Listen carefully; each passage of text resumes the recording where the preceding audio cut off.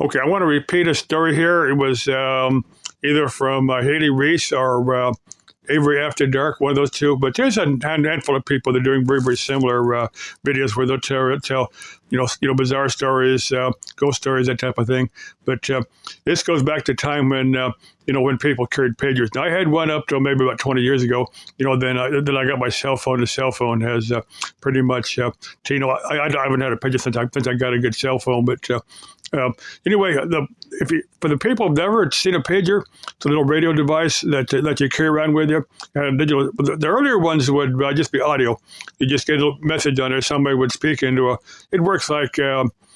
Somebody would say, well, this is Mr. Jones, get a hold of me at a phone number, and then, have this problem or that problem. That's the way it would work. You'd have audio. The later ones were all digital. They would just, but the way they worked, you'd dial up a phone number. Each pager had its own individual phone number. You'd dial that number up and then take a dial tone phone and then, punch the number in there. Now, what a few people would do, they'd punch 911 after their phone number. That usually meant, they wanted to get a hold of them in a hurry. But anyway, this one guy, as the story goes, he had some type of business. But anyway, he was driving down the freeway and somebody gave him this phone number at 911 after it. And he said, well, I should make it a point to get a hold of this guy, this person as quick as I can. So, a few miles up ahead, he sees his truck stop. He pulls into this truck stop and, back then it was all payphones. And anyway, he goes up to the payphone and, punches in the number. And he notices there's two phones, ringing behind him.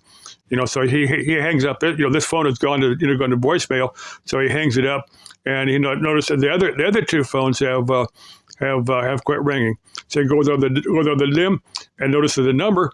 It's the number that was given to him on his pager, and he's going, "What the hell?" So he goes up to the the cashier at that's a small grocery store anyway.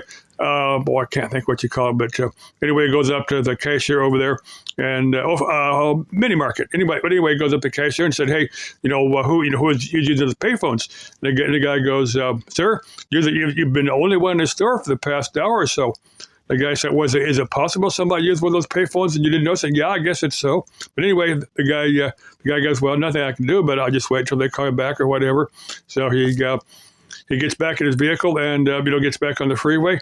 And, about a mile or two ahead, there's this massive wreck, like about a 7-car pileup, where there's a bunch of people killed, there's ambulance and fire and police and stuff, all they're taking care of the engine and stuff. And he goes, my God, if I hadn't got that page, I could have been right in the middle of that wreck. Now, stories like that, I found it very, very fascinating. My phrase for it, but you can call it divine intervention if you want, which is perfectly fine with me. But I say there, but by the grace of God go I. Some guardian angels watching over you, and I've seen my guardian angel. I've seen somebody's guardian angel. Somebody's guardian angel has helped me more than once. I'm a big believer in guardian angels. Okay, bye.